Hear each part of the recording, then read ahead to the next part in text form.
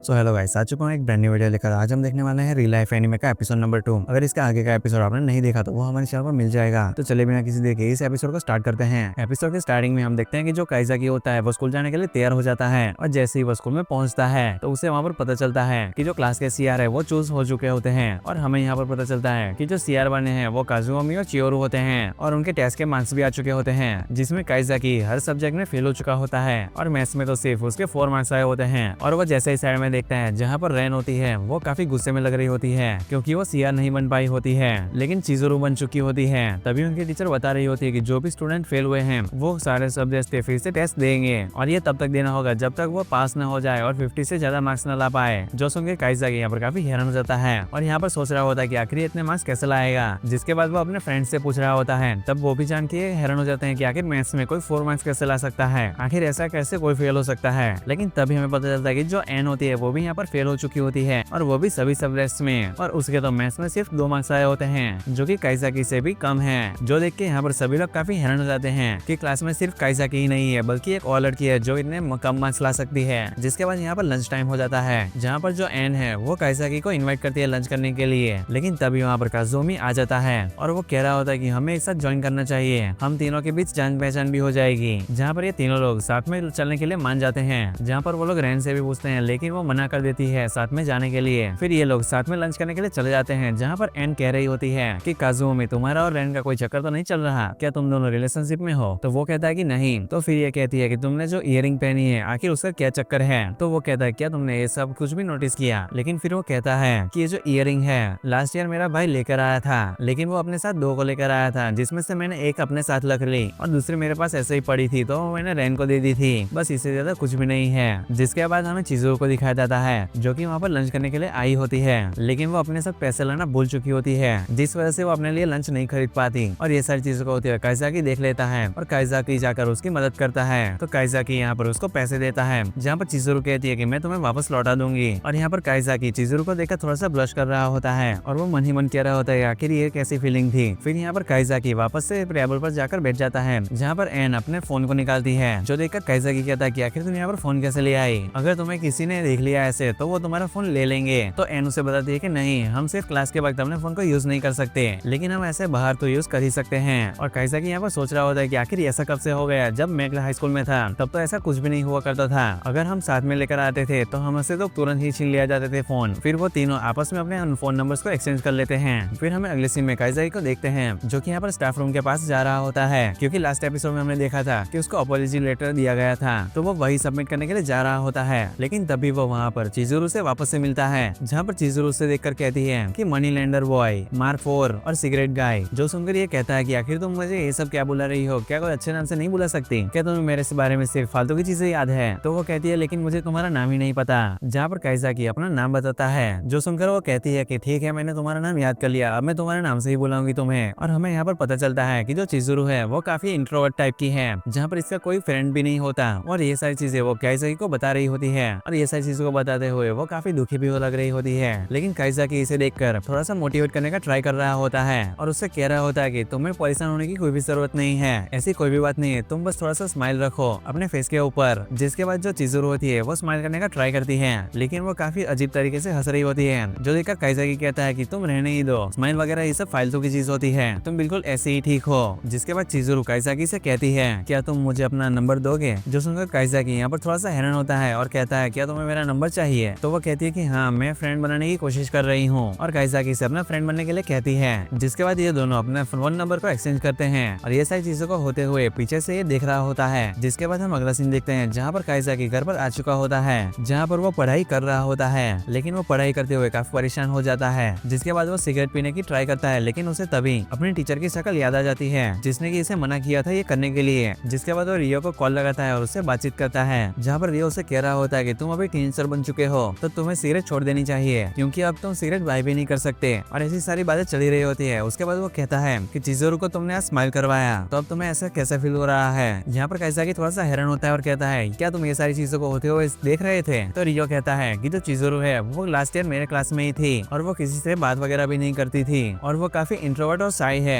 और अगर तुम सिगरेट वगैरह छोड़ दोगे तो ये चिज़ुरू को काफी अच्छा लगेगा। और वो पूछता है क्या वो तुम्हारे टाइप की है? तो काइजाकी कहता है कि ऐसी फालतू बातें मेरे साथ मत करो अभी, जिसके बाद रियो कहता है कि 1 साल तक तुम जो चाहे वो कर सकते हो, चाहे तो फ्रेंड बनना हो या कुछ भी करो, लेकिन ये याद रखना कि 1 साल बाद जिनके साथ भी तुमने इंटरेक्ट किया है इस 1 साल में, वो सारी मेमोरीज को 1 साल बाद इरेज कर दिया जाएगा और वो तुम्हें बिल्कुल भी नहीं पहचान पाएंगे अगर तुमने किसी को भी बताने की कोशिश भी की रियल लाइफ के बारे में या फिर इस एक्सपेरिमेंट के बारे में। जो सुनकर काइज़ाकी कहता है कि हाँ मुझे पता है, अगर मैंने ऐसा कुछ भी किया तो तुम मेरी मेमोरीज को मिटा दोगे, मैंने कॉन्ट्रैक्ट पूरा पढ़ा हुआ है तो मुझे ये सारी चीजें बताने की कोई भी जरूरत नहीं। जिसके बाद रियो कहता है अगर हमने तुम्हारी मेमोरीज को इरेज कर दिया तो रियल लाइफ का जो एक्सपेरिमेंट है उसका कोई मतलब ही नहीं रहेगा। ये जो एक्सपेरिमेंट है वो यही देखने के लिए है कि क्या तुम अपनी लाइफ को फिर से सुधार पाओगे या फिर नहीं। और फिर लास्ट में कहता है कि अभी तुम्हें ये सारी चीजों को किसी को भी नहीं बताना है, अगर फिर तुमने जो बताया तो फिर जो कॉन्ट्रैक्ट में लिखा है उस हिसाब से हमें काम करना पड़ेगा आगे। जो सुनकर काइज़ाकी यहाँ पर थोड़ा सा घबरा जाता है और फोन काट देता है, जहाँ पर हम देखते हैं कि यहाँ पर चिज़ुरू का टेक्स्ट आता है और काइज़ाकी यहाँ पर उससे टेक्स्ट पर बातें कर रहा होता है और उससे बातें करने के साथ वो यहाँ पर ब्रश भी कर रहा होता है और बात करने के बाद वो अपना फोन साइड में रख देता है और सिगरेट का डब्बा भी बंद कर देता है और फिर से पढ़ाई करने लग जाता है। और इसी के साथ ये एपिसोड यहीं पर ही खत्म हो जाता है।